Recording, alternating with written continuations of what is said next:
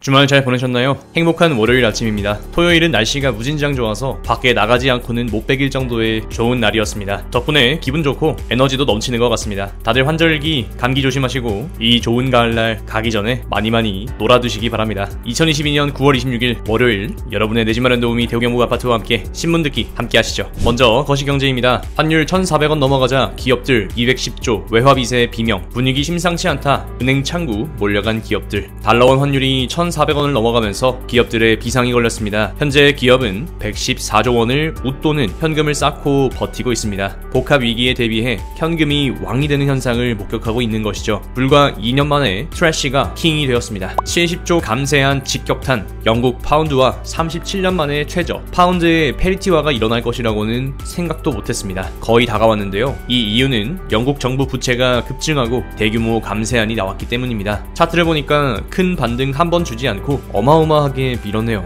올 IMF 구제금융 1,400억 달러 역대 최대, 신흥국들 빚 폭탄. IMF의 구제금융 금액이 1,400억 달러에 달해 역대 최대치를 기록하고 있습니다. 아직 발행되지 않은 차관까지 합산하면 2,680억 달러에 달한다고 합니다. 이를 환산하면 381조 원인데 가히 천문학적인 수치입니다. 신흥국들은 현 상황이 악몽과도 같을 것입니다. 우크라이나 전쟁 안 끝나겠네. 푸틴 국방비 43% 올렸다. 러시아는 당초 계획보다 큰 폭의 증액을 편성했습니다. 돈 가면 마음 간다고 마음이 많이 쏠려있네요. 1조 들여 쌀 45만 톤 역대급 수매. 쌀값이 1년 만에 24.9% 역대 최대로 하락하자 정부에서 나서 대량 수매에 나섭니다. 실외 마스크 전면 해제의 신난 유통가 꾹꾸족 노린다. 꾸미고 꾸민 스타일이 뜨고 있다고 합니다. 마스크 쓰면 눈 화장만 하면 되는데 매일 화장하는 여성분들 존경합니다. 나는 못할 것 같아. 그냥 쉬거나 쪼개기 알바, 코로나 풀려도 구직난 허덕이는 청년들, 한쪽은 니트족, 한쪽은 엔잡러. 20대부터 이렇게 갈리면 40대, 60대에는 어떤 미래가 펼쳐질지 아득해 보입니다. 한국 여성이 첫 아이 낳는 나이는? OECD도 놀랐다. 한국은 32.3세입니다. 미국은 27.1세, 영국 29.1세, 노르웨이 29.9세로 나타났습니다. 자녀 양육비, 경력 단절, 폭등해버린 집값은 사회적 문제라고 생각합니다. 젊은 세대의 눈높이가 문제인가요? 미시 세계에서는 충분히 그럴 수도 있습니다. 우리 아이 무조건 좋은 거 해줘야 돼. 아니 애는 알아서 잘 커. 절대 정답이 없는 문제죠. 아이 미래 위해 비싸도 시켜야죠. 강남 학부모 사이 열풍. 대다수의 사람은 AI를 접할 일조차 없습니다. 중견기업에서 AI를 다룰 수 있다는 것 자체가 어불성설이 아닐까 싶어요. 반대로 말하면 AI를 접하고 공부하면 중견기업 이상은 충분히 뛰어넘을 수 있다는 말이기도 하겠죠. 다음 섹터입니다. 부동산. 요즘 같은 때 아파트만큼 인기 있어요. 이례적 현상. 절대 가격이 저렴한 것, 높은 전세가율, 서울시의 정비사업 추진 의지가 겹쳐 빌라 선호 현상이 두드러지고 있습니다. 전환 초입에 빌라가 역행하고 있습니다. 신기하죠? 주담대금리 연 8% 코앞, 이자 지옥에 떠는 영끌족 덜덜. 실제 실행되는 금리는 이거보다 낮겠지만 하단 역시 인상되고 있다는 점을 기억해 둬야겠습니다. 주담대금리를 고정으로 실행하시면 조금 더 유리할 수 있습니다. 내 집 마련 필수품 아니었어?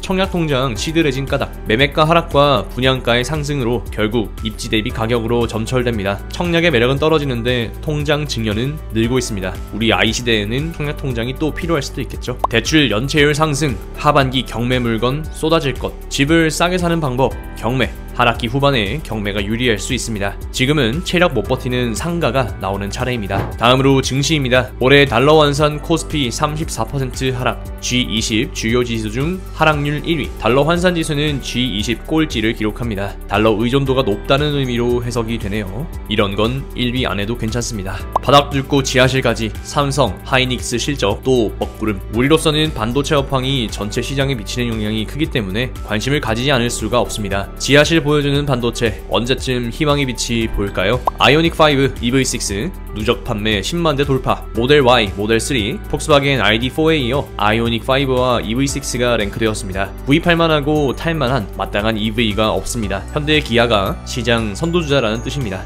차트 보면서 일일 시황 점검해 보겠습니다. 먼저 한국 증시입니다. 지난 금요일 코스피는 1.81% 하락한 2290, 코스닥은 2.93% 하락한 729를 기록했습니다. 두 지수 모두 양봉의 저점을 하회하는 모습을 보여주고 있고요. 현재 주가의 위치는 상당히 위협적이죠. 지난 7월 4일에 보여줬던 2276을 위협하고 있습니다. 추세가 상당히 좋지 않습니다. 추세만 잘 읽어도 여러분의 돈을 충분히 지킬 수가 있다는 거 배울 수 있는 장이었으면 좋겠습니다. 다음으로 미국 증시 증시입니다. 나스닥은 1.66% 하락한 11,311, S&P는 1.72% 하락한 3,693, 다우존스는 1.62% 하락한 29,590을 기록합니다. 미국 증시 역시 적지 않은 낙폭을 보여줍니다. 그래도 저가 매수세가 조금 들어오면서 장 마감한 것을 확인할 수 있겠고요. 전체적인 시황이 좋아지려면 결국 미국 증시가 돌아서야 합니다. 나스닥의 지난 저점은 11,037이었습니다. 11,000선을 지지할 수 있기를 간절히 기대합니다. 다음으로는 비트코인입니다. 주말 동안 지지부진한 흐름을 이어가고 있고요. 현재 0.74% 하락한 18,779를 기록하고 있습니다. 나스닥에 동조하는 흐름을 보여주고 있기 때문에 아직까지는 심심한 방향성을 보여주고 있네요. 다음으로는 원유입니다. 직전 저점을 뚫으면서 79.30으로 마감했습니다. 전체적인 증시의 악화는 원유의 가격 하락 때문이라고 생각해도 될 것 같은 만큼 낙폭이 상당합니다. 바닥이 깨질 것이라고 생각은 했지만 막상 또 현실로 마주하면 느낌이 또 다르죠. 현재 일어나고 있는 현상은 결코 좋은 상황이 아니라는 것을 기억해야겠습니다. 다음으로 미국 국채금리입니다. 변화일을 충분히 지나서 3일 더 가서 3.829라는 높은 수치를 기록한 뒤 윗꼬리를 달았습니다. 이제 여기에서 어떻게 방향성이 나올지를 지켜봐야 할 것 같은데 과연 일부 조정이 있을지 이번 주 지켜보면 되겠고요. 이런 식으로 이루어지면은 여기에서 지지받고 다시 돌려 올라가는 그림이 나올 수도 있을 것 같아서 시기와 타이밍이 참